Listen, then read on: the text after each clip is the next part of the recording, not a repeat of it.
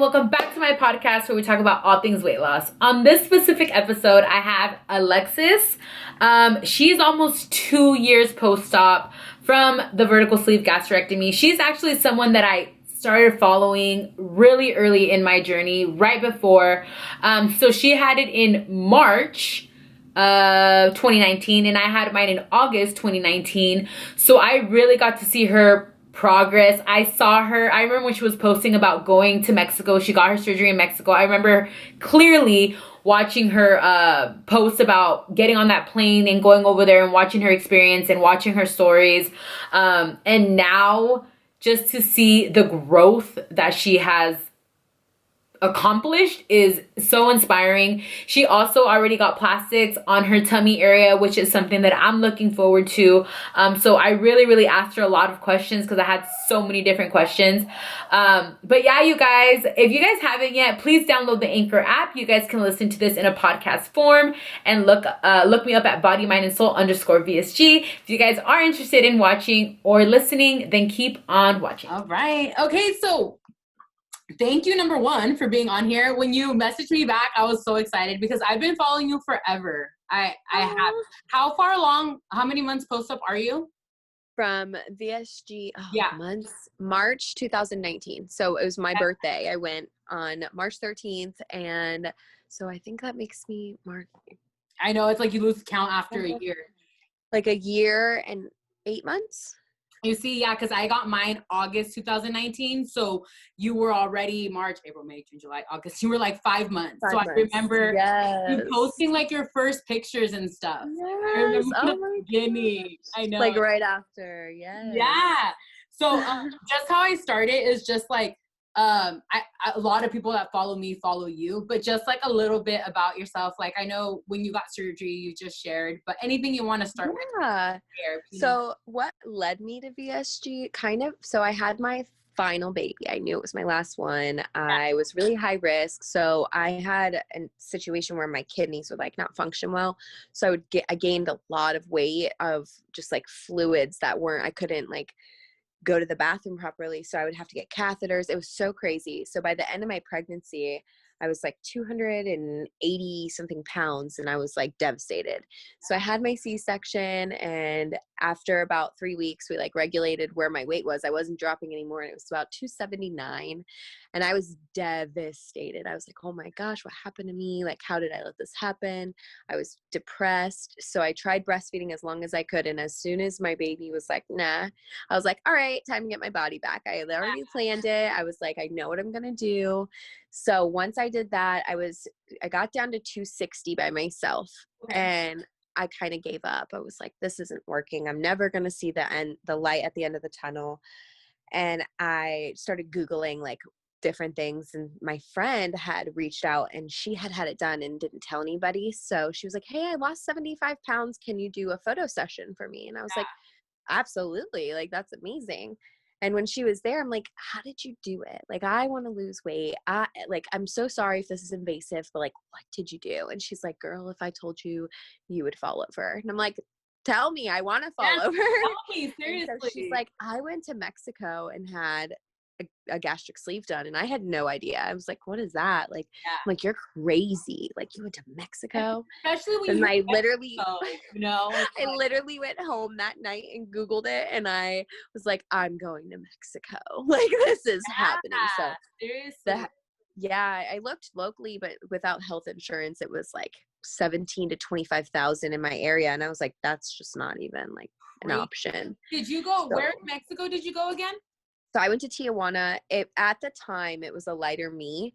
And then now the surgeon I went to, which was Dr. Ortiz, he opened up his own because the owner of a lighter me passed away. Oh, wow. So there was so much. And that was briefly after I had my surgery. I want to say 2 months after. So I got very lucky and didn't have to go through all that. But my surgeon has opened his own now. So it's Elias & Co. So EOC. And they're amazing. And Mexico is not what I thought it would be. I was really nervous. And then I got there and I'm like, this is so awesome. I know people just have it just has such a bad rep. I'm like an hour from there. So everyone here, like, I'm an hour from San Diego. Everyone that lives in San Diego, they go down to Mexico, to TJ. All the right? time. To get Yeah. everything. Like even like That's what they were dental work. Yes, they were telling me when we were there, a lot of people work in San Diego that live in Tijuana. Yep. And so coming over the border, you really see that all the working class that's going through to the US every day. And I was so shocked. I'm like, I didn't realize it worked like that. Yeah. But it does, and it's so cool. So expensive in San Diego, obviously, so they work in San Diego and then go over there and like, the dollar and amount. their money's double. Yeah. Like it's so great. I got my nails done and my lashes done for $75 there. You were like, I was like, okay. I know lashes are so expensive. Oh my gosh. Yeah, I got a full set for like $45, I think. It was so cheap. I'm like, I would come over here just for this every time. To do that. No, for sure. And I've talked to other girls that have gotten it, not just there, not in TJ, but different parts of Mexico. But like you said, Yeah. like it has such a bad rep and people don't do their research on it. You know what I mean? I feel like there's horror stories even here in the US. Oh, for sure. And it's crazy because the difference that I see a lot is the aftercare. And in the US, they just send you home after you pass your SIP test, like 24 hours. There, it was 5 full days. So you're there the night before, you get there, they do your labs, and then you actually go to your hotel for the night and you can do whatever. There's like restaurants around. They like have recommended places that offer you like what you need, like the broths and things like that. And then the next morning you go in for surgery and you're at the hospital for 2 full days with observation, and you get additional testing for leaks. Yeah. So it's really cool.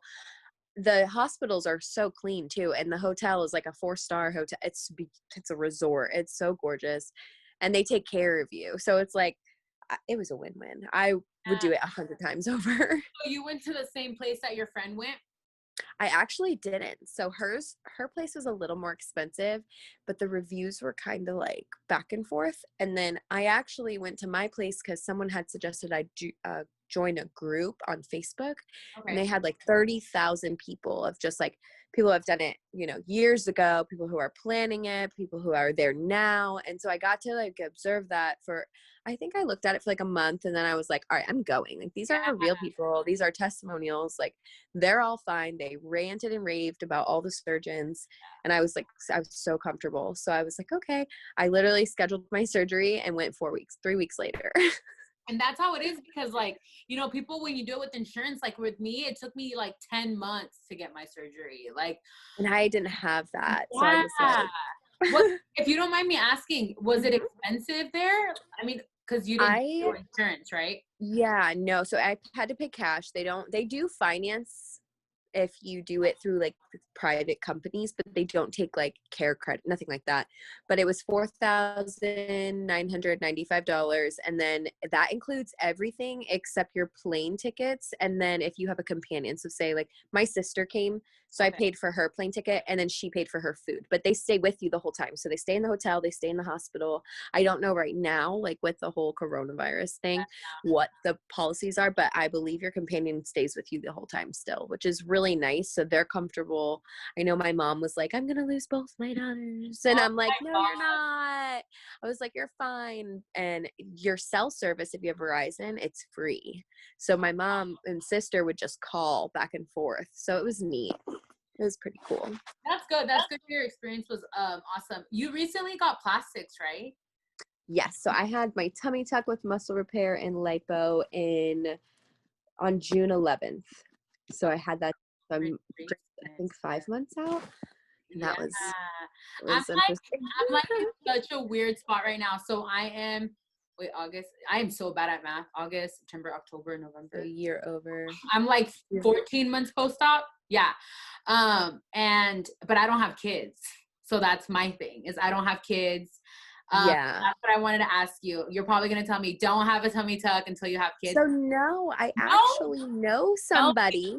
No. So I know somebody who, she went through rapid weight loss, similar. Okay. I don't know which procedure she had, but she had one of them. I don't know if it was gastric bypass. She had a fleur-de-lis, that one that's like the big tummy tuck. It's like up and down. So, and she just actually had her baby, and it's perfect. Like the skin is already so tight that like That's what really, I I'm don't like think it stretches thinking. much. I'm just such in a weird spot right now because like I do want to have kids, but then at the same time, like my skin it's all my belly, right? Yes, And I'm that's like how right now, it's so like, and I don't know, you probably went through this too, but it's like I know I lost the weight, but I look in the mirror and I'm just like, dude, I it's so called it. encouraging. Yes, I called it my spare tire because I had like this big flap of just skin. And I was like, in my jeans, I look pregnant. I can't wear short shirts because it's just a lump of Oh, skin at the bottom. I'm like, my waist is teensy, sure. But like, I got this hanging like tire around my waist.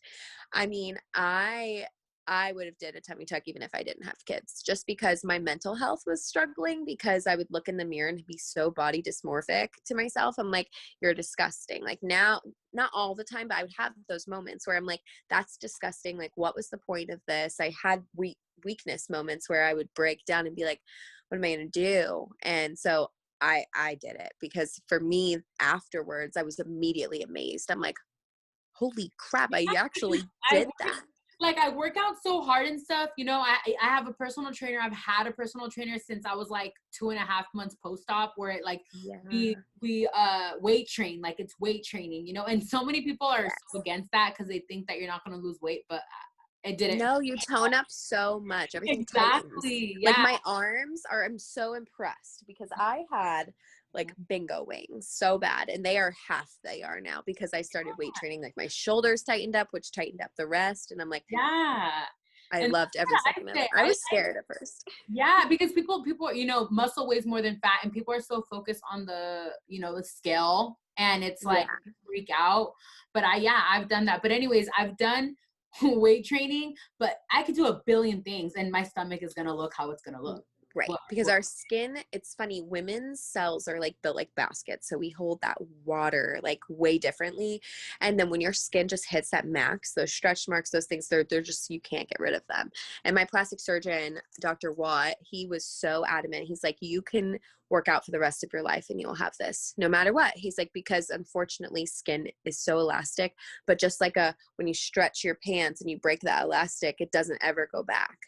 So he tried to really tell me it that way. Like, okay, you know, you did the work, but now we have to kind of help you extra. And that's okay. Cause I was like down about it. I'm like, I feel heavier now, as weird as it is, just by looks, than I did when I was bigger, just because of all this excess skin. It's so like, weird. And I think I was going to struggle so much with my skin, but now that I'm, you know, my goal weight, I'm 5'4". My goal weight, I said 150 and I'm 160. And I have not, you're so close. It's so crazy. But it's like, I'm still eating really good and everything, but I have not seen the 150s. It just isn't happening. You're probably burning all that fat, that extra fat that's left, and you're building that muscle. So the muscles and the fat, technically they do weigh exactly the same, but the fat volume is heavier, like it's higher. So when you have more fat, it looks bigger. So the lean muscle, it's heavy, but it's lean. So like goal weight for me was 175. Ever. Like I was like, if I see 175, like hallelujah, I'm never gonna complain again. And then I hit 175 and I was like, all right, I could lose a little more. And I did. So, and that was because my plastic surgeon said, you still have like, you know, that upper fat, like you can feel it in your skin. He's like, once you get a tummy tuck, that's gonna puff out. And I was like, oh, okay. So I lost like 10 more pounds, and I felt too small, as weird as that is. And I'm like, I never thought I would hit that point where I felt too small. And then I got really sick and I got down to 151. How tall are you? I'm 5'7", so I'm tall. Yeah, you're so tall. That for me, I looked like bony. I still feel, because I'm like 156 right now, and I actually want to be 160. As weird as that is, I'm trying to like gain a little weight. No, I totally get it too, because sometimes when I take a picture and stuff, I feel like I look too skinny. It's so weird. And then other days I'm like, oh, gross. You know, it's just your mind, man. It's disgusting how our brains work, because I'm like, I complain about being too small now sometimes to like my fiance, and he's like, he's like, you don't even have the right to complain anymore. And I was like, but I don't feel good. And he's like, I feel like you're not going to ever feel good until, you know, you get out of that head. Like you're in your head and you need to stop looking in the mirror. So I actually avoid looking in the mirror as much as possible now and just try to focus on how my clothes fit. Oh, wow. And that helps me. Yeah, no, I totally get it. I know they talked about a lot in my pre-op classes. I had to do pre-op classes like 6 months. And they talked a lot about the mental part of it. And I was always like, okay, yeah. Cause I don't really, like, I don't struggle with anxiety and stuff. So I never really, it sounds stupid, but like with me, I didn't understand how big of your mental part has to do with all of it. You know what I mean? Now I get it. Because now See, those are the classes I wish you did get when you go to Mexico, because you go in blind. You're like, all right, you know, they tell you your pre-op, they tell you what to do. Yeah. And that's it. And then after post-op, they do help you for like those crucial weeks, like I think it's the first month after, they give you a strict, like, do not do this, do this, do not do this, but do this. And I followed that. But after that 4-week mark, you're on your own. And so once I learned, like, I'm like, okay, I can eat whatever I want, kind of. And figuring out what worked and didn't work was awful, but it was exciting because I was like, okay, but my friend who had it done in the States and my boss both had all these extravagant things. So I'm like, if you have health insurance, like, fight for that, because I wish I had all that help, because you don't realize it. So it's like, oh, but it's crazy how our brains work. I feel like you kind of ignore, like with me, like, I don't want to say I ignored that part, but I was kind of like, okay, move on. Like, I want to know about the complications. I want, I want to know about like what can happen to me in surgery. But yeah, I feel like the mental part of it is definitely huge, especially after you lose your weight, because I used to think 160 pounds. Are you kidding? I will never complain again. Yes, I actually catch myself now. Like, my friends have always been smaller than me. I was always like the tall girl. I was built like bigger. I felt like my shoulders were bigger. And now I catch myself looking at my friends who I used to think were so teensy. And I'm like, wow, they're normal. Like, that's normal to me now. Yeah. And I'm like, I forget that sometimes. I'm like, I look like that and I need to stop. I have to like check myself sometimes, because I'm like, I used to beg to be that size and pray and like do what I can. And then I'm here now and I find myself not appreciating it anymore. And it's kind of sad, because I'm so focused on the little things. I pick myself apart and I'm like, why am I doing that? I need to love this moment. I worked so hard to get here. I get it. But like you said, sometimes it's hard. Sometimes, like, I'm the same with you. I'll complain about things like, now it's my loose skin, right? And my husband's like, okay, so you get your skin removed, and then what? I'm like, yeah, I'll probably be something else. Like, and it's just crazy. It's crazy how you don't, well, me personally, like, I don't appreciate it, but then I have other days where I'm like so thankful and so on it, It's so back and forth. Like, it's not always like I'm not like, oh, I wish this was better every day. But there are days where I'm like, oh, why didn't I get lucky? Why didn't I get the boobs that didn't get like little hanging ball sacks off my chest? Like, and I'm like, oh my God, stop it. How much did you lose in total? Right now I'm at 124.6 pounds. It's so funny. I weighed myself today to get like an idea. Yeah. And so I kind of fluctuate. I'm about 120 to 125. Which is a lot. Insane. That's a lot. And I'm telling you, I followed you from the beginning. I remember you posting pictures when you were going to Mexico. That's when I started following you. And yeah, you were like 8 months. You're 8 months ahead of me, right? Is that what I said? Yeah, something like that. Yes. So I saw like your whole journey, and like even with plastics and stuff. It's so, I mean, did you follow people when you first started? Who did you follow? So when I first started, I didn't follow anybody. I didn't know this was like a community. I had no clue. I had no idea what I was dipping my toes into. And then I started using like weight loss hashtags, and then I would click on them and kind of browse. And I was like, holy, this is like a whole world. Yeah. Oh my, this is great. Like, it's huge. And I didn't follow a lot of people until like probably about 6 months out, because I really didn't know. And I mainly did it for myself on Instagram. I was like, I'm going to use this is my way to remember how far I've came, because I'm really bad with, if I don't see immediate results, I give up. But with the surgery, that's not an option. You can't, there's no giving up. You can't go back. You can't resort to those foods you used to. And I'm a really bad emotional eater and bored eater. So I was like a snacker. So I would just snack, and I couldn't do that anymore. So I kind of just had to adapt. And yeah, it was hard, but it was so worth it. And the first 6 months are the hardest. And after you get past that, you start living again. And you're like, okay, life does go back to normal. My hair stops falling out. Like, this is fine. It's not ending. When did you start losing hair? Around what month? Probably about 4 months. I think that's when it really got bad. I immediately got extensions though, because my friend that had the surgery before me had lost the most, like a lot of hair. And she told me it was the one thing she was super insecure about. And I was like really insecure without my hair. So I'm like, okay, my hair is the only thing I feel like I have going for me. So I got extensions. So I didn't see it as much. But when I did take my extensions out about 8 months post-op is when I really noticed. And I was like, thank goodness. So that's like a huge thing. People ask me all the time about extensions and I'm like, do it. Like, it will save you the heartbreak of seeing like handfuls of hair would come out. Crazy. And now you did the chop. I love your hair. I did. I chopped it all up. It's like my little ponytail, but it's funny. I still have extensions. Do you? Yes, I have one row. Okay. Yes, one row just for volume because I felt like my hair was so thin. And it's not. I'm just so used to having 3 rows of extensions in my hair. So when I chopped it all off, I'm like, I'm bald. I almost teared up. And she's like, you're not bald. You have so much extensions in. I'm like, yeah, I don't know. It's just so weird. But I'm used to it now. And I'm like, okay, it's better. There's so many people that literally will say they won't get the surgery because of the hair. It's going to come back. Like, I have a lot of baby hair. It's not permanent. I do too. Like, underneath my extensions, like this is all regrowth and it's coming back. So I'm like, it's not that it's forever. It's just, if you're not eating what you're supposed to and not getting that protein in, it's not going to get better. And I try to tell everybody that. I'm like, water, vitamins, and protein are the only thing that's going to keep that hair on your head. Seriously. That's it. What vitamins do you take?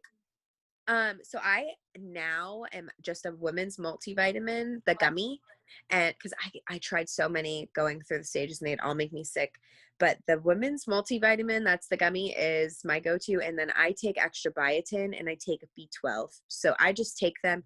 I don't take the B12 daily, but I try to take it like twice a week just so I know I'm getting it. Because there was a moment, if they've been following me, they know I was 2 weeks of like complete dead. I thought my iron was low, but I got everything checked and everything was fine. So we don't know what happened, but I was for sure. I'm like, I suck. I haven't been taking my vitamin every day. I'm like, It's such it ended up not. But I know it's so important. I'm like, I'm pretty good about my vitamins, but still, and when I don't take them, I can feel it 100%. Like, I'm just like, what's going on? I can't even focus.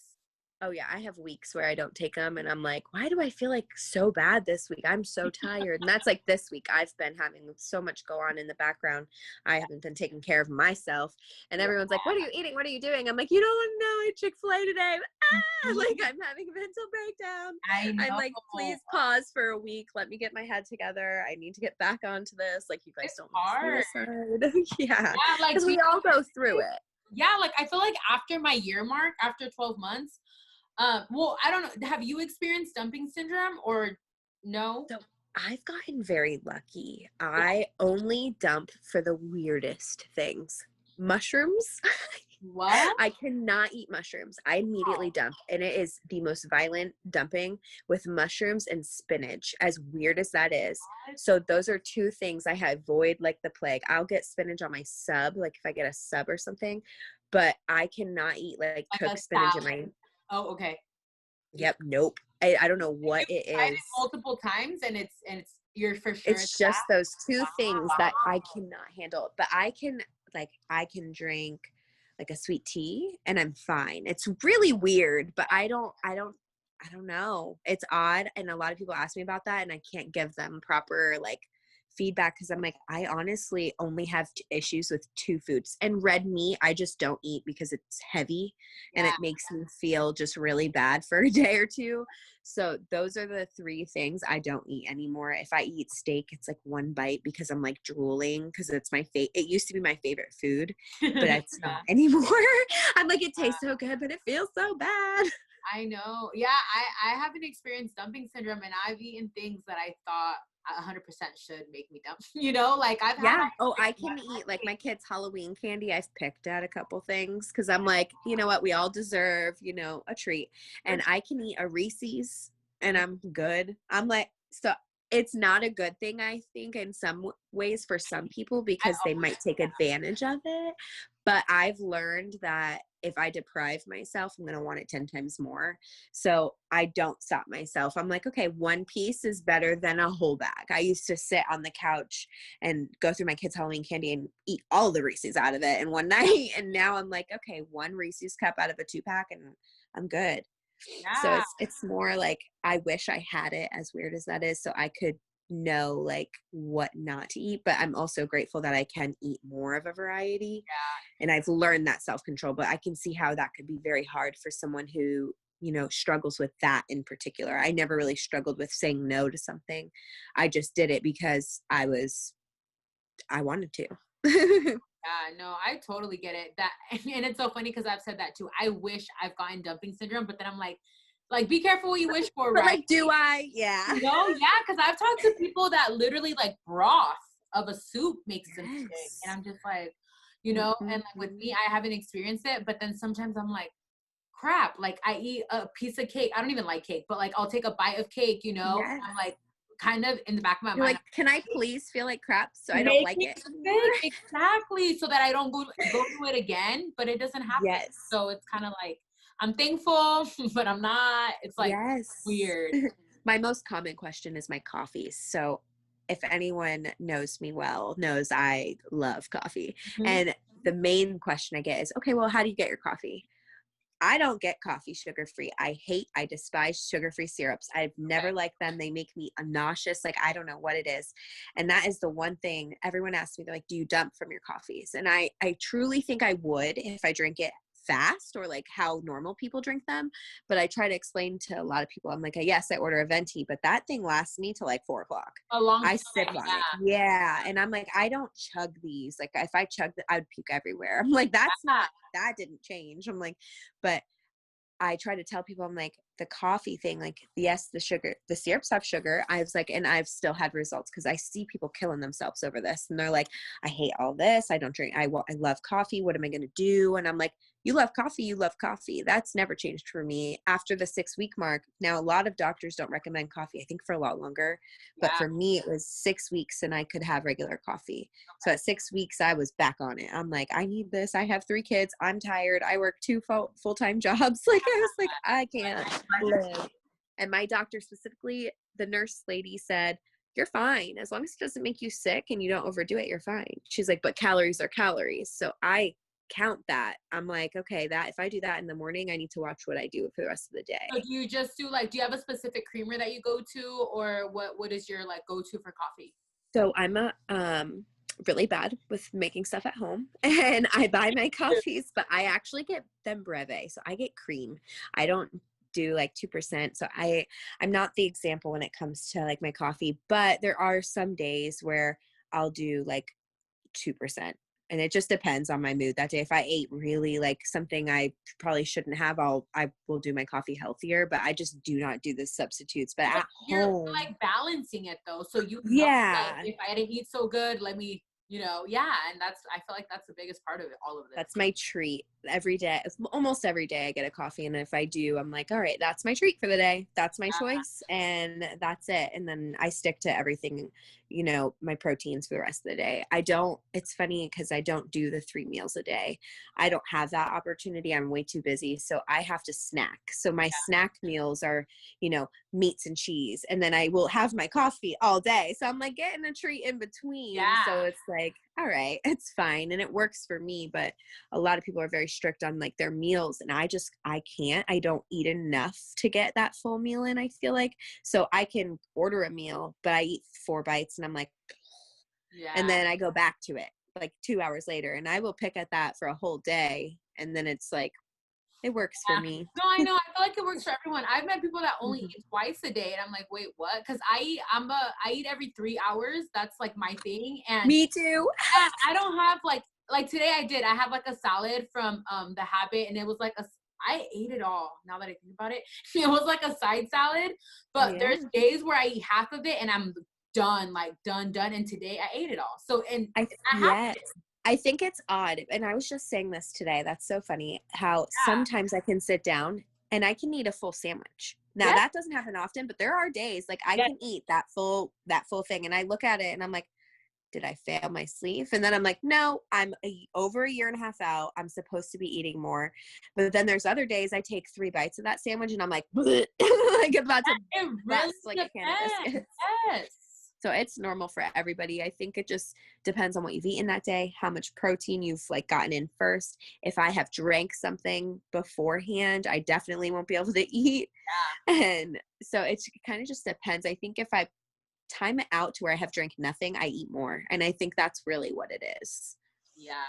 No, I totally get that. Even like for Subway, people are like, do you eat bread? I'm like, yes, I do. Yes. I'm gonna get like the kid size sandwich. That's what I do. Yeah. Yeah. And some days, like you just said, some days I'll eat half and I'm like, oh my gosh. And then other days I'm like, wait, I ate the whole thing. Like it's so weird because it can be the exact same food that you ate the day before.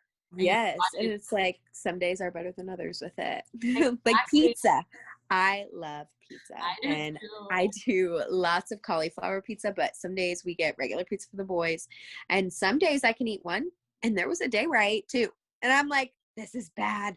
But I just don't eat the crust. And I'm like, it's good. So it's like, I don't know. It's really weird how it works. Those carbs though. Where you like scare yourself, where you're like, wait, where's my restriction at? Like, why is it gone? Because that happens to me and I freak out. 100%. And it's like the weirdest feeling because I'm like, okay, what did I do? What did I eat that like stretched my stomach? And I'm like, nothing. I eat the same things every day. I'm like, nothing's changed. But there's the days, like I have my moments where I'm like, but it's so weird because if I eat, like, let's say I eat chicken and vegetables, I will feel my restriction 100%. But if I eat, I don't know, and I've said this in other videos, popcorn, I love popcorn and I can eat so much. Yes. So popcorn, I have learned, is such a slider food because as soon as you get it into like the acid, it dissolves. So you're only getting that kernel. So you can eat a whole bag of popcorn and an hour later you are ready for a meal. And it's funny, chips are the same way. Anything like that, it's all cider foods, and that's why those ones are scary. But popcorn isn't that bad for you, so that's my favorite snack. I get the cheddar popcorn, the smart food ones, and I'm like, the smart food one, I love the hot one. It's my favorite. Yes, they're so good.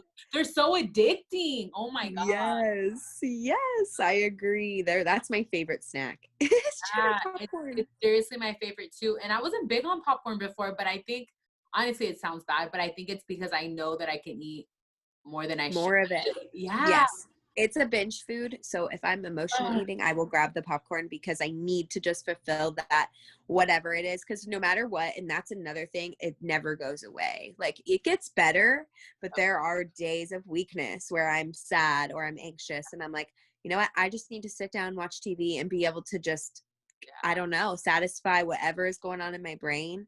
And it is a good option. And then I know, I'm like, okay, I know when it's enough. If I look like I'm eating too much, I'm like, okay, I'll put it in a Ziploc baggie and separate it so I know kind of like what I'm getting myself into. But if I get that whole bag in my lap, oh no, it's over. Oh my god, yeah. And the smart food one, you get a lot for a serving.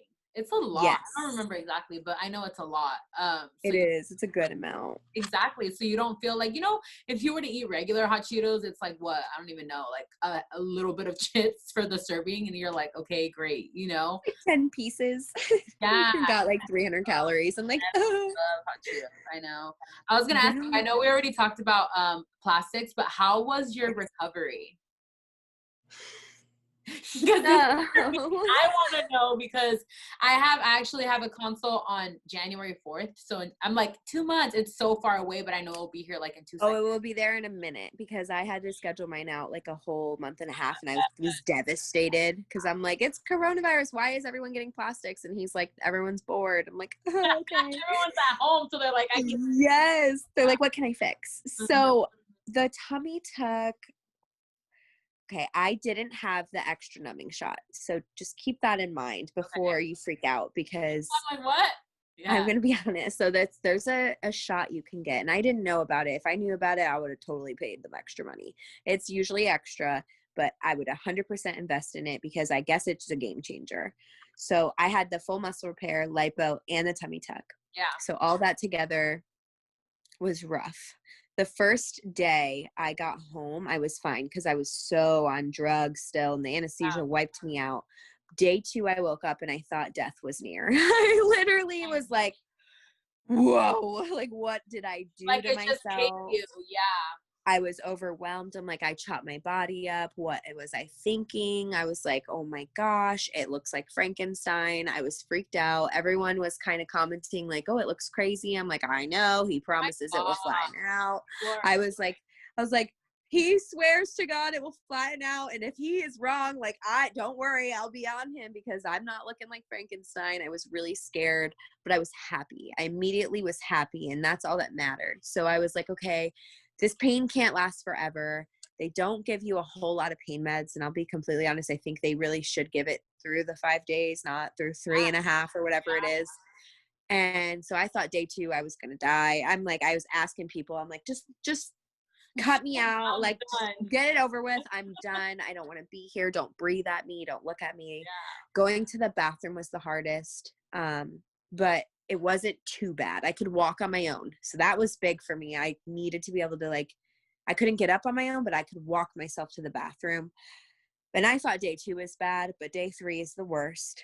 Day 3, I was hyperventilating because I had got, from the tubing, I got a cough. And when I tell you that the cough was my death, I thought I was going to die. Every time I would have pillows in front of me, behind me. You would cough, it's going to hurt your incisions and stuff. The muscle repair. It's the muscles. Now, you haven't had babies. So if you get a tummy tuck, if it depends on the amount of weight, like that, it could have separated those muscles. But if it didn't, you will be fine. The pain level is like cut in half, I guess. The muscle repair is so tight, so when you cough, it would pop, like, open, and I literally would cry. I'd silent tear. I was trying to, like, go to not cough and scratch my throat. I was like, what can I do? I was desperate. So I got sleep medicine from my mother, and I went to bed for the whole day. I was like, nobody touched me. Nobody talked to me. I didn't go to the bathroom. I couldn't get up. And I woke up on day 4, and I was like, the birds were singing. The pain was like a quarter. I'm like, how do you go from I'm going to die to, all right, let's go for a car ride? I did. I took my kids to school with my fiance that day. I was like, life is good. Like, thank you for not killing me when I begged you to. I was like, oh my goodness. That's so crazy though, how it was so drastic, like such a drastic change. So fast. So bad. It was the most pain I've ever felt in my life. And when people ask me, they're like, okay, well, you've had 3 C-sections. It's going to be a breeze. I'm like, imagine getting 3 C-sections in a row and then getting hit by a car immediately after. Like, that's how it felt. My whole body hurt, and my head hurt because my body hurt, and I was crying, and I'm like, what did I do? But then you literally wake up a brand new person. That day 4 is a game changer, and it's weird how your pain can change. And it's like, I mean, I'm sure I can't even imagine waking up tomorrow and not having this. Like, I can't imagine it. Like, it's euphoric. When I say that, I mean it. Like, I immediately got naked when I got home. So my doctor didn't do binders or faja or nothing. And that blows people's minds. But he believes that it restricts the blood and gives you a higher chance of necrosis or whatever it's called. So I went home with just tape, and I was hunched over. The hunching is the worst part because your back hurts, but it does go away. And I immediately got naked and I just sat in front of the mirror in my living room. My friends were all over. I didn't care. I was like, if you don't like it, turn around. I've never seen this before. And I got home and I cried and I was like, I did it. And I was just so happy. And I didn't even care about the pain at that point. But I will tell you, you wake up from that surgery and you look down and you immediately realize it's not there. And it's like, So wow. that's so I can't even imagine. Like I can literally get emotional just thinking about that, you know, because it's such a mind thing for me. Like, and I'm sure it was for you and everyone else that gets, you know, loses so much weight so fast and it doesn't catch up. I don't know. It's crazy. It's really overwhelming, but it's so humbling too, because you finally, it's humbling to yourself because you're so critical at that point where you're like, okay, right beforehand, you're like, this is going to be gone. And I almost had a hard time the day before surgery. I doubted it. I'm like, do I really want to do this? I went through a moment of severe doubt. I was scared. I'm like, what if I die over an elective procedure? I think of that all the time too. I'm like, I think of myself, you know, and I'm like, am I being selfish? Like, yeah, I don't have kids, but like I have a husband and it's like. Right. And you want to feel good about you. Yeah. Mm-hmm. Oh. How much did your skin weigh? Was it a lot? He never gave me the specific amount. I'm going to ask him for it, but I think it was 3 pounds. Yeah. It wasn't a lot. I didn't have a whole lot. It was just a wide amount. So it wasn't deep enough. It was just like long. And it was really like pizza-y looking. It was weird. I had them record it, so I got to see parts of it. Oh my God. And the amount of watching them pull it off of me was so weird. But I was like, it felt like a weight lifted off of me just watching it. I was like, yeah, I was gonna say that. That probably was so weird, but at the same time, so like, oh my gosh, it's gone. You know? Yes. How do you feel? The one thing that I worry about is like your belly button. How do you feel about your belly button? That's an honest question because a lot of people are like, no. A lot of people have gone at me over my belly button, and I just got unlucky. Not that my belly button is terrible, but I did get an infection. Okay. And it caused a lot of the scarring to separate. So it's very thick. So my hole is very small. We have gone through so much with my belly button, me and my doctor, and I have been very positive, and I'm like, it's fine. It's going to be better. And it's only bad when I stretch it out. So when I flatten my stomach, you can see how little the hole is. But when I stand normal, it has the normal indent. So I'm not super like mad about it, but the hole is so small. We tried to gauge it with this belly button plug, and I just couldn't do it anymore. I'm like so far out. I was like, I can't deal with the stinkiness because it's like gauging your ears. So you get that really nasty smell. Wait, how long ago did you get it again? You said June I had the tummy tuck, so it's 5 months ago. Oh wow, it's still really, I mean, soon, still, it's still early on. Right. So we've done steroid shots into the scar to try to open it, and it just wasn't really doing anything. I go back and see them soon, and I think I'm going to request a revision just because it does bother me a little. It's not bad, but I want it to I don't want to be focused on like, okay, I'm wearing jeans today, and if I stretch my stomach back, like you can see that there's like this teensy hole. Yeah. And so I'm not 100% happy with my belly button, but I'm not mad, and it's not his fault. So it's kind of just the pick of the tray. You know, I just didn't get lucky. And that it's still, I mean, you're still technically healing, right? Like when do they consider you like fully healed? For a tummy tuck, I mean, it's a healing process for a while. I feel like pretty much 100%. I can fully weight train. I think for me, you know, I still go see him, so I'm technically not cleared. Okay. So, I don't really know like what a doctor would consider, but I know for me, we're still like rehabbing my belly button. So I'm considered not 100%, but I can do everything. So they mainly say after 6 weeks, you're free to do whatever you want. You just have to be careful if you have muscle repair. So I did pop one of my internal stitches. It's a tacking stitch just to make it look contouring. So it kind of gives you the like illusion of abs, but I did pop one on one side from coughing. So it's one of those things that you can mess up. So you have to be like very careful, but it doesn't affect anything. You know, like right away. I heard it. It was weird. It popped. It was like And I was like, what in the What is world? that? Yeah. It burned a little bit, but it was quick. And I was like, I popped a stitch. And everyone's like, you're crazy. I'm like, no. Like, I felt it release. Like, it was really weird. But he told me, he's like, if it really bothers you, like, we can lipo that area or like go in and like fix it. And I was like, no, I'm not going through all that just for a tacking stitch. It wasn't my muscle repair or anything. So that's what I was concerned about. Yeah. But after 8 weeks, you're fully functioning again. Yeah. Yeah. Were you working during that time? I didn't work for 3 weeks, and then I went back to work at the 3rd week mark. I managed tanning salons, so cleaning the beds I couldn't do for a month and a half because stretching my abdomen like across and stuff, I couldn't do any of that. Anything that required me to go full length, I couldn't stand up straight for about 4 weeks. Okay. So I was like hunched back and it hurt, so I would just sit down and do a lot of my work. But yeah, I worked through a majority of it though. That's so exciting though. Your friend that got she also got the same thing that you did, or what did she get? The one that you had a baby. She had I think she had a tummy tuck and all that. Do you mean the surgery wise? Yeah, so did she, what is it called, the other surgery where it's like literally just your skin removal, and like the plastic that I'm it's going like a belt. Yeah, he's like, I won't do that because he's like, it's not gonna look good. It's just basically removing a lot of insurance to cover it.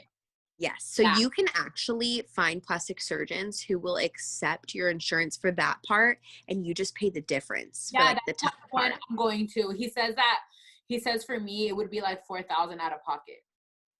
That's a steal. Is it? I don't like to like ask numbers, but yours was more.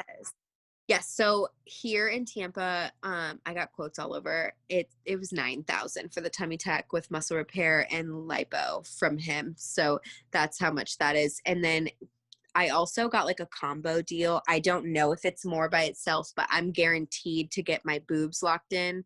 So I paid the difference between just because I had a consult for a lift as well. So it was 16,000. So whatever the difference was. So I'm locked into that one little bracket of when I go back to get my boobs done, I will stay just that price because I had my tummy tuck done with them. That's cool. But I don't know when I'm going to do that one. That's on my to-do list too. But yeah, that's what he said. He's like, I forget the name, but he's like, I don't do that surgery because it doesn't look good. And he's like, and that reflects off of my work. So he also does tummy tuck and lipo. He says, I will only do it if you do all of that, and that's what he said. He said, a lot of it is paid by your insurance, but you still have to pay out of pocket. And he said 4,000. He's like, it could 4,000 is, I would jump on that. Yeah. And it's in San Diego, and I've already looked up everything, and he's been doing it for years. So it's not, I mean, then even like you said, I'm an hour from TJ. I could go there also. There is millions of doctors that do it, but so cheap here, I'm like, why do I need to go to TJ? And you'd be surprised, in Mexico it's actually still very expensive for plastics. Yes. Yeah, see, I haven't even done my research. Compared to like what you can find in the States, yeah. I mean, there's always those sketchy places that will do it for real cheap, but like the guy that is kind of correlated with who did my VSG surgery, they are like not partners, but they promote each other. And I think it's Lazos, he does really good work, but he was still actually pretty pricey. I was like, I'd rather, if I'm going to save $2,000, I'm going to stay home. Yeah. And recover you're here. Like you're far. So, like with me, it's just like right here an hour, but you have to fly and everything. So if you can find something by you, why not, Yeah. That's why I was like, I don't want to be, because if you go there, if you're not obviously like an hour or whatever it is away, like you're close enough to be able to go back, but you have to stay for like 2 weeks. Yeah. And I couldn't do that away from my kids. I was like, I would be devastated. That's when I would feel selfish, is leaving that long. Yeah.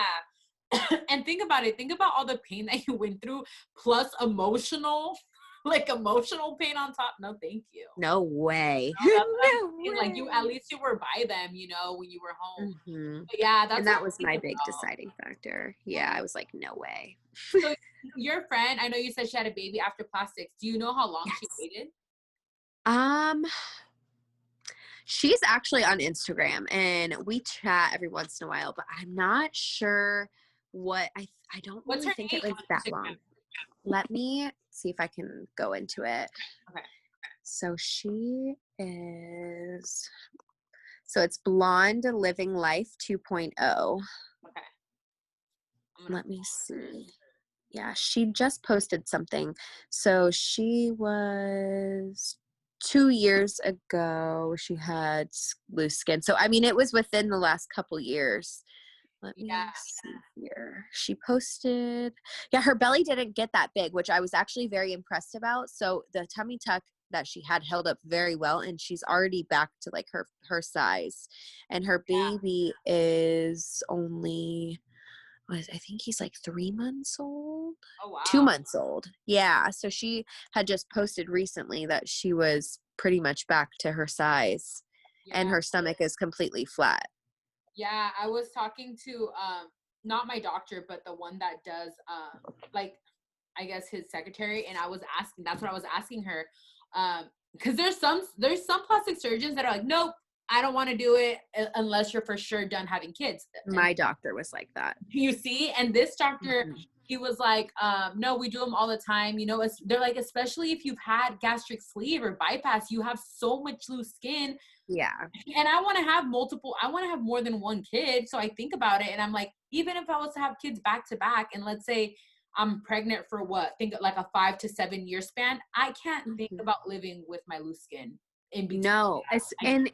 I will say you won't be able to enjoy pregnancy that way. No. So I got to with my first, but my second and third, I had put on all that weight that I just felt fat until 38, 36 weeks. I was like, oh, I finally look round enough to have like a pregnant belly. I feel like it's going to be like, I feel like right now I'm dealing with my emotions and I can't imagine being 9 months pregnant and still feeling humongous. And you know what? I don't want to say that it can lead me to weight gain, but it can, because I feel like I have such a mentality, like I'm strong-minded, but at the same time, I can kind of be like, whatever, it is what it is. Like, I'm pregnant, let me just eat, you know? Yeah. And I feel like if I get my tummy tuck before that, it's more motivational for you to stay yeah, on track. yeah. Mhm. I agree. I wouldn't let that hold you back. I would do it. That's my honest opinion, because you're going to be happier no matter what. Even after you have a baby, you almost appreciate your body 10 times more. Yeah. And you're like, it did that. Yeah, I have stretch marks. I still have stretch marks. I actually see my stretch marks more now than I ever did. And they don't bother me. My thigh stretch marks are deep as hell. Yeah. Like, I don't even care. I'm like, yep, I had 3 kids, but look, I did this.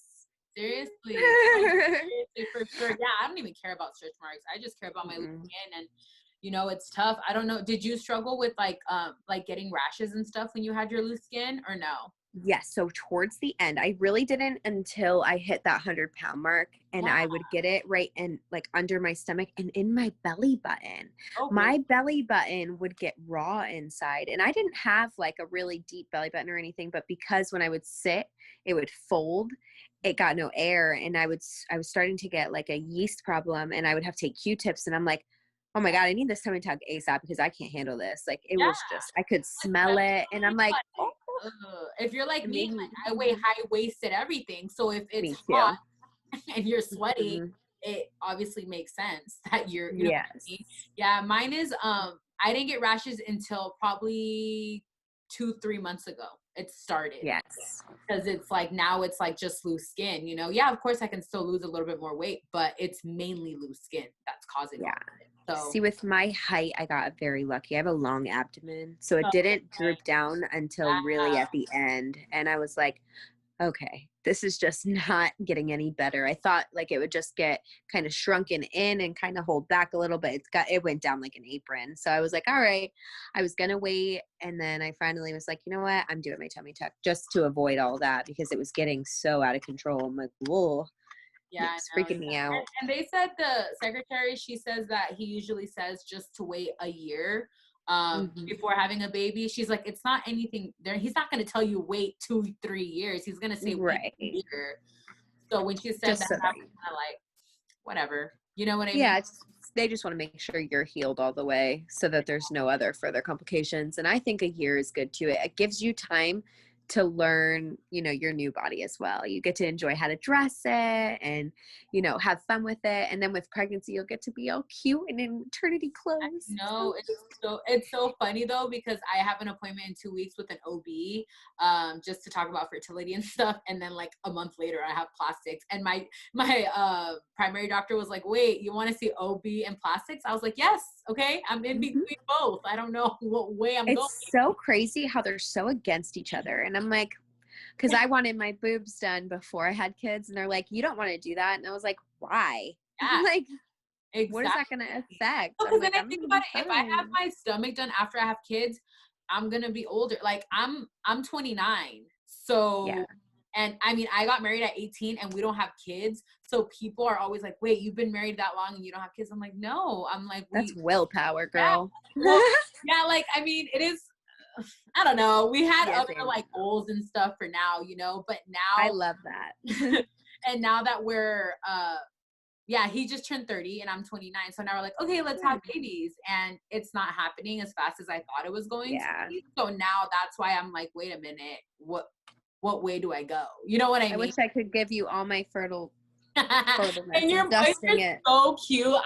That's my thing. I have little brothers, so I'm like, I want to have boys, and my husband's like, we're gonna get all girls. Watch, just because you say. Yeah, I wanted girls so bad. I was like, I could never be a boy mom. I was like, I don't even know how to do that. Like, I grew up with 14 girl cousins and like 3 boy cousins. So like, I was around girls, and I'm like, there's no way I'm gonna have a boy. And it was boy, boy, boy, and I was like, yeah, what in the world? Now are they really close in age? Your boys? Yes. So my oldest just turned 6. I have a 4.5-year-old and a 2.5-year-old. Yeah, they're close. Yeah. I know. I see your pictures. They're so cute. Thank you. How is it having 3 boys? Busy? Crazy. Yeah.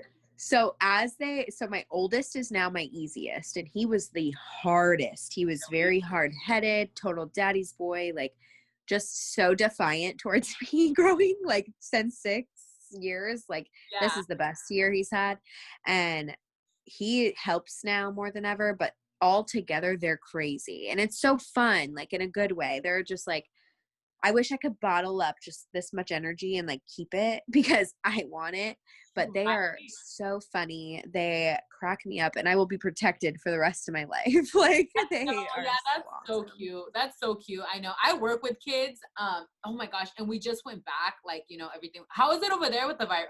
Are they in school, or are they at home, or? Oh, we're like back to normal. Are you? Yeah. Florida acts like nothing happened. Really? Well, yeah. Isn't like Disney World open and stuff? And it's so funny because I'm near Disneyland, and they are not open, not going to open. Like they're. Oh yeah, everything's pretty much open at full capacity. We just have our mask mandates, which I hate the mask mandates. It's so horrible. Because it's too hot here, and they want you to wear them like at football games and stuff, and it's not even humane. I think I'm like, if you guys, you know, a lot of people might not like this, but if you don't feel comfortable going out without a mask, I'm like, just stay home, because I'm suffering. I can't wear a mask. Like I have anxiety. Really, your boys have to wear masks at school? My oldest does, and we gave him that choice. I said, you know, if you want to go back to school, you have to wear a mask, or you can stay home and do school. And he was like, heck no, I want friends. Like, I'll wear a mask. He's like, I just want masks that I like. And I was like, deal. Like, if that's going to make you happy, like, let's go buy whatever masks you want. And so he is just, that's all he knows since starting kindergarten. So it will be nice when he doesn't have to wear the mask, because it's sad to kind of see our kids be like, wearing their mask. He'll get in the car and forget to take it off, and I'm like, baby, take your mask off, like breathe a little. Hard. Yeah, where we're at, all kids have to wear a mask, kindergarten through 5th. I'm at an elementary school, kindergarten through 5th grade, and it's really hard. It's sad, you know. You're not seeing them, like, their emotions. Even when I ask them a question, they'll more respond with like a head nod, and I'm like, I'm like, I need to hear you. I can still hear you talk, you know, but they're just used to it, and it's I can't wait. It's sad. I know. I tell my kids all the time, I'm like, it's almost over, hopefully. Like, let's all just keep our fingers crossed that the masks will end soon. I'm like, I know it stinks. Like, they hate wearing them. My oldest doesn't mind, but my little ones, like, The baby, I don't even try. Well, he's not like a baby. He's my baby. My 2.5-year-old. No, he's still really He little. won't. So Yeah, I'm like, he won't. He doesn't want anything to do with it. He'll wear it for like fun because the boys are wearing it, and then he's like, yeah, no, it's hard. And like a little kid, no, it's even as an adult, I'm like, oh my gosh, it gets me anxious. No, thank you. You know, it's horrible. Yeah, it is. It's crazy. My mom is one that like never wore a mask. She never bought one. She like refused. She's like, I'd rather not shop. Like, she was like, I can't get on this train. I'm like, I wish I couldn't. I have to wear them at work. I'm like, know. Us over here too in California. I mean, things are still like, even where I'm at, restaurants, everything's outside. Everything. wow. Oh, so you don't have any indoor yet? We did for like 2 weeks, and then we got pushed back outside and we went back inside. We've done that like probably like 3 times where I'm at. Oh wow. Yeah. They only went back here one time, and it was when our bars first opened. Yeah. That first week, and then literally that Friday they were like no, and then now everything's back open. It's funny, it's really funny, in bars and stuff you don't have to wear a mask at all, but you go to a restaurant and you have to wear a mask just to like go in and sit down, but the servers have to wear masks. So anybody working in the bar is wearing a mask, but any of the patrons don't have to. Isn't that weird? That doesn't even make any sense to me. That's what I said. I'm like, so we can go to the club and get in without a mask. That doesn't make any sense. Like, yeah, but if I go to the gas station, I got to put my mask on. No, it literally doesn't make sense. It's the same thing. Like if you go to Target, the dressing rooms are closed. They've been closed since March, but then the bathrooms are open. I'm like, it's the same thing. Yes. But you know what? Nothing makes sense right now. So I don't know. None of it. I'm like, I just sit back and I'm like, when's the next phase coming? Because we'll see. Who knows? We'll see after the election, after tonight. We'll see what happens. I know. It's getting wild out there. I hate to talk about politics, but we'll just see. We'll see what happens after. I know it's been a little crazy over here. I'm just hoping the coronavirus thing just kind of dissipates. That's all I care about right now. I'm like, the hype is just crazy to me. I'm like, I know, and so many people got their surgeries pushed back because of COVID. I remember. It's very sad. Yeah, like by months. And you know, like when you're about to get surgery, you're so anxious and you're like, no, I can't wait. And people are like, what do I do? Because what do? You go back to like binge eating and being like, whatever, I'm just gonna eat because I don't have my surgery, you know? Yes. Oh my gosh, it's crazy. It is crazy. It's so late over there. What time is it? It's like 10 something. 10:05. Well, let's just end it with what advice would you give to someone that's like waiting to get surgery? Like, what would you tell them? And you guys both have, but with the sleeve. Yeah, so with the sleeve, my biggest piece of advice is to not compare with other people's progress.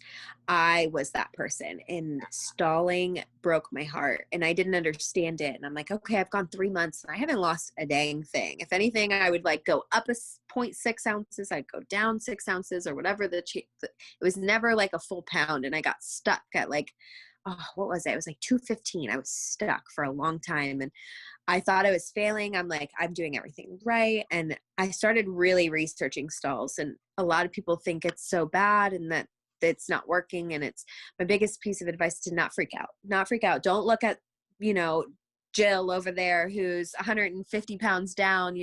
That person's genetics are different. They may be tall, they may be short, they may have had more weight. And all these things are major factors in like the pounds that you're going to lose. And I always say the comparison is all evil, because I may have stalled for 3 full months and then all of a sudden I dropped 20 pounds. Yeah. And I was like, okay. It's crazy though. Like, I mean, we've talked about social media being such an amazing thing, but it's also, I feel like I can deny it and be like, no, I never did that. But you do compare yourself. You do. And I've done it too. Yeah. You can self-sabotage at the same time while getting help and in motivation. You just don't want to overthink like yourself.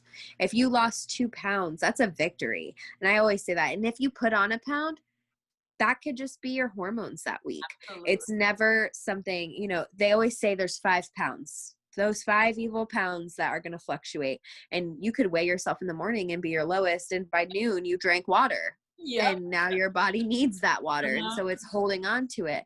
So I really broke down at one point where I was like, I failed. I'm not going down anymore. Like now I need to like really look at what I'm doing. And I started my fitness pal. I started counting things and I got obsessive, and I found myself in a deeper mental like darkness than I ever have. And I had to really pull myself out, and I started being kinder to myself. I like made it a deal to myself that every morning I'd wake up and I'd compliment one thing, no matter what it was. It could be, oh, my acne went away, like that pimple went down, or my jeans fit better today, or, you know, I feel good today, my hair looks good. Or I would just wake up and do something for myself, just one little thing. It could be putting lotion on my legs, like just something to focusing on something small. just something. Sure.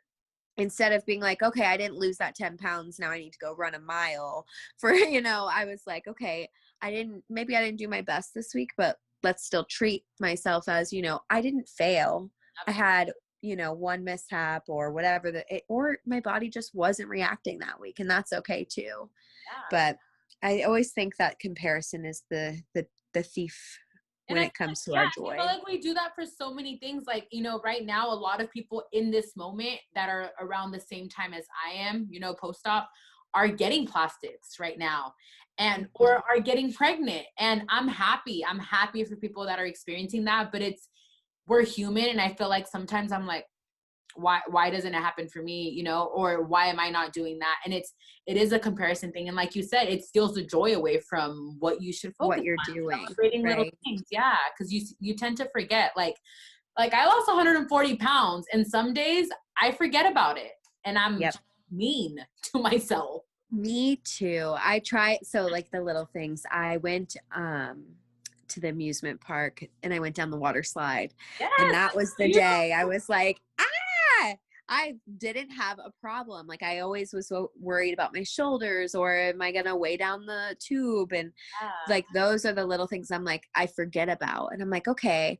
And we don't get to do those things every day. So when you really go, you're like, okay, I remember how far I came now. Like, this is great. And that's why I love social media too, is because we can, like Tuesdays, we all share our transformations. And those are my best days. I'm like, yes, look at everybody going. And then, you know, you get those people in your inbox that are like, I'm so thankful you share these. Like, I'm not ready to share mine, but I'll share it with you. And you get those personal moments with people who are scared to share their journeys. And I'm like, oh, so heartwarming. And I'm like, those are what keep me going too. Cause you get to see, you know, this person's a year post-op and look at the differences. Like to them, they might not be 100% happy, but to me, I'm like, you're cheering on from the back. I'm like, you look so good. Like, exactly. Our bodies are different. And I think we forget that too. So like you're shorter than me and you may see different, you know, shapes, and I'm just tall. So I look like a string bean.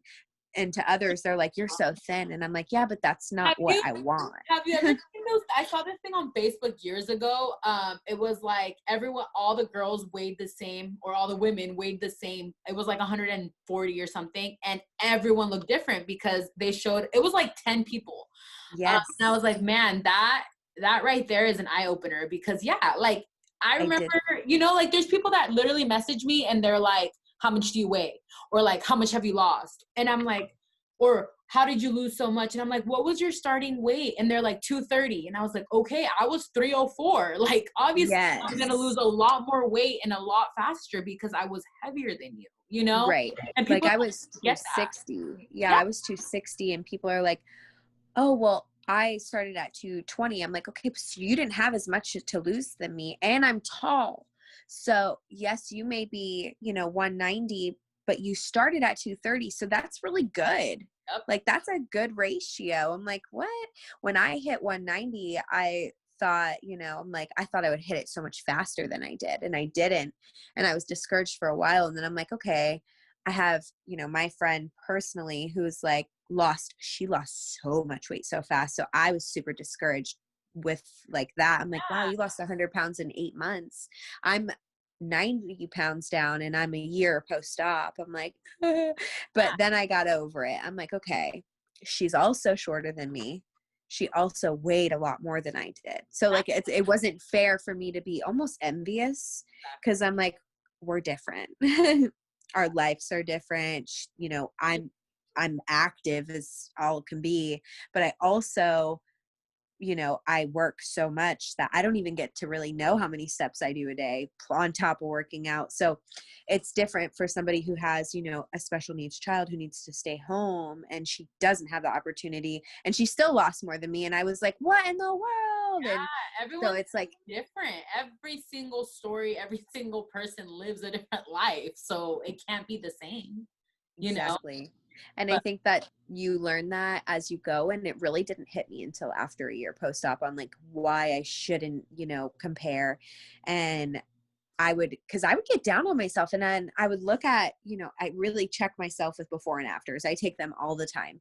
I don't share all of them, but I take my naked before and afters and I put them in my hidden folder, and I have to really sometimes go in there and just drill it in my head and scroll all the way to the front and watch it for all the way to the back. And I'm like, okay, I'm fine. I didn't fail. I don't know why I'm complaining. And then I'll put those big ones to the little ones, and I'm like, all right, I'm good.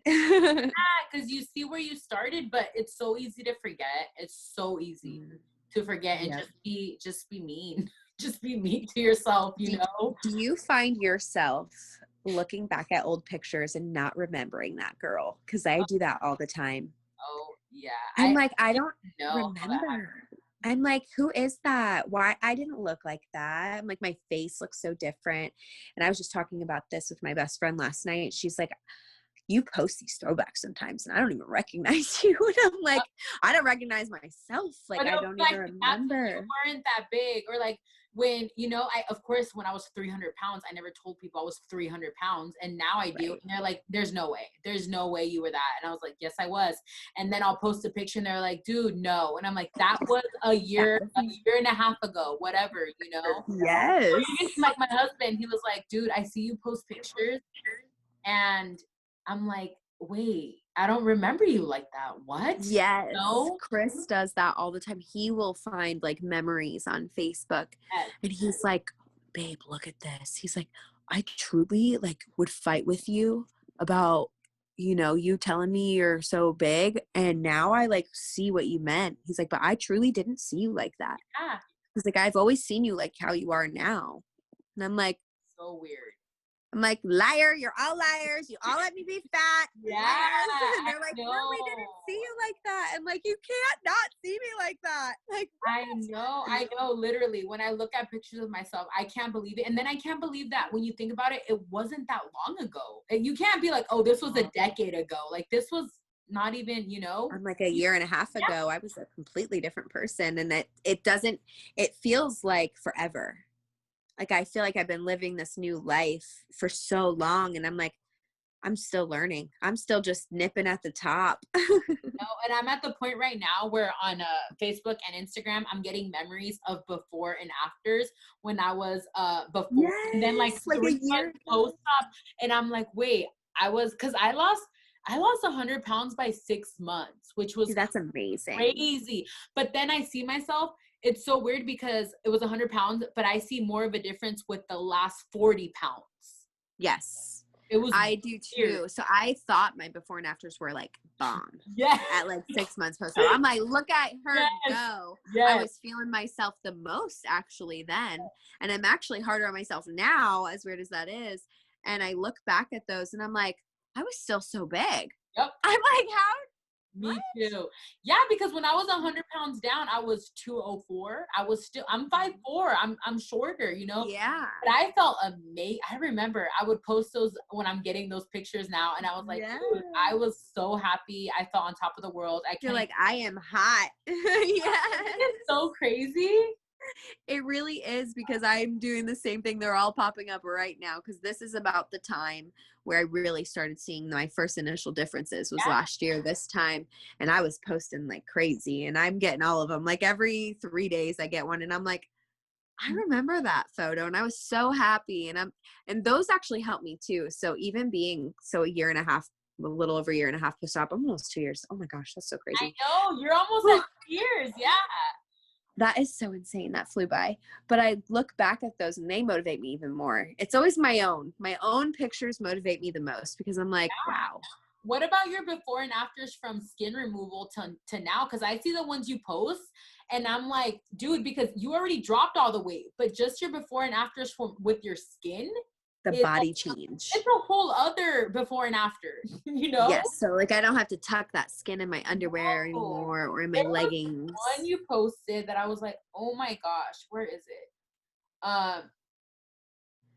The flat stomach helps.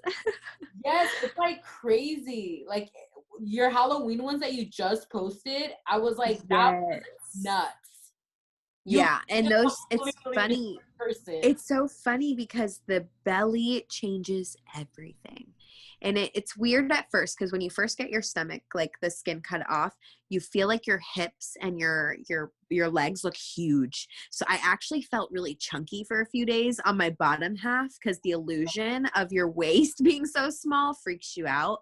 And I'm not curvy by like any means. I am a boxy little thing. I'm not either. So that's why I'm like, I can't even picture myself what I will look like without this. Like, am I going to look like yes, I thought I was going to look like a board, like weird. And now that I did look like that for a while, I felt really stick looking. I was like, I look like a stick bug.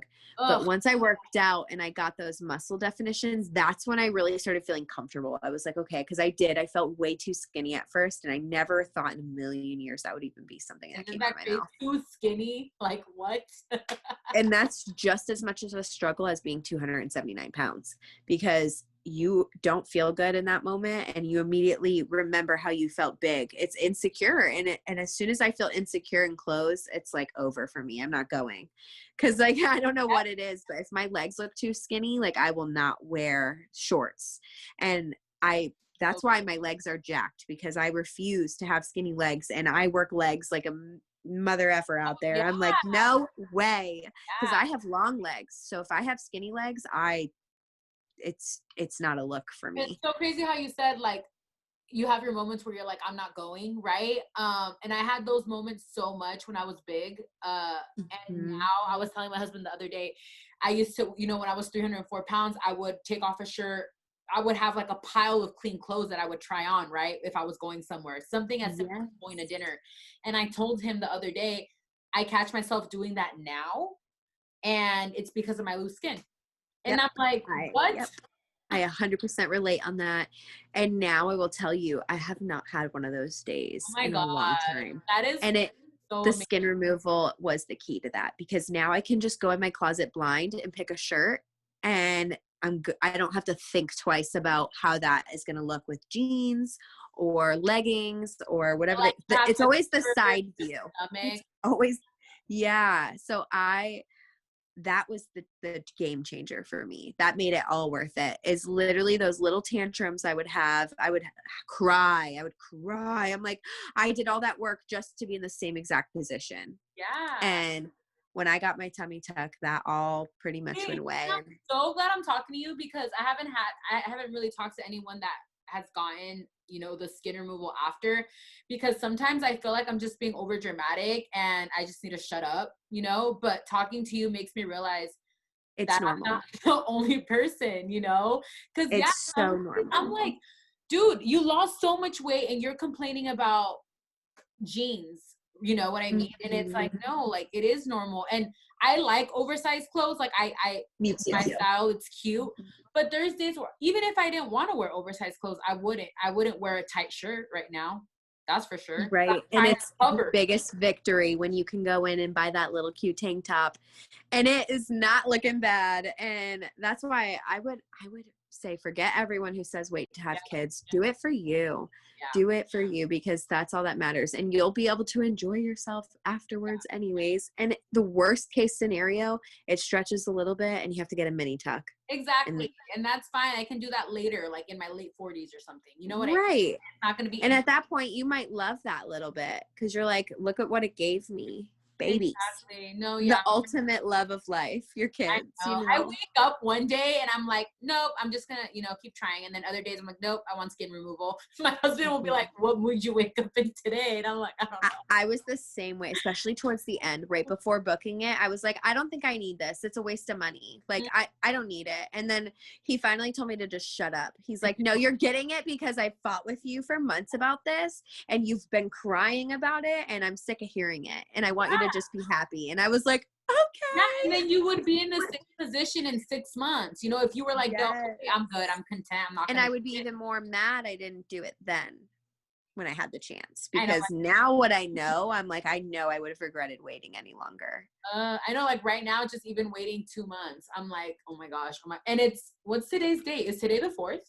Yes. Yeah. Oh, tomorrow the 4th? I don't even know. But I think tomorrow's the 4th. Yeah, it's like basically exactly 2 months. So I'm just like, I know we'll be here so exciting.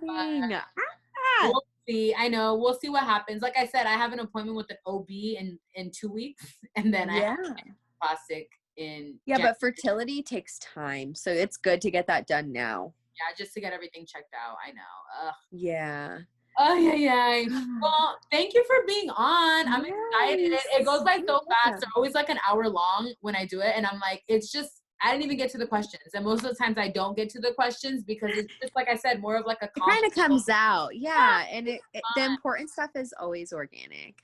Exactly. And everyone has like such a unique story, you know, everyone's so different. So I love doing it. It's so true, especially with like the diet side of things, because I'm not I tell everyone the truth, and I'm like, I'm not perfect by any means. Like today I had Chick-fil-A. Do I mind what I eat? Of course. I don't eat the fries. I get what I get, but I'm like, I don't do that every day. And I've met some people who are literally like, I would never eat a piece of bread. And I'm like, I would die without a piece of bread. Like, no, I love carbs. Me too. Carbs are my best friend. And I'm smart with it. I don't overdo it. And I tried to tell everyone that. I'm like, you don't have to deprive yourself. You still have to live your life. Like, I'm like, get the kids meal. That's all I do. I still don't eat it all. Not every day. Just kind of, you know. Like our Chick-fil-A at ours is closed for 12 weeks. So we went by one, and I'm like, let's get Chick-fil-A. Wait, why is it closed? They're remodeling it. And is the line and I'm silently crying.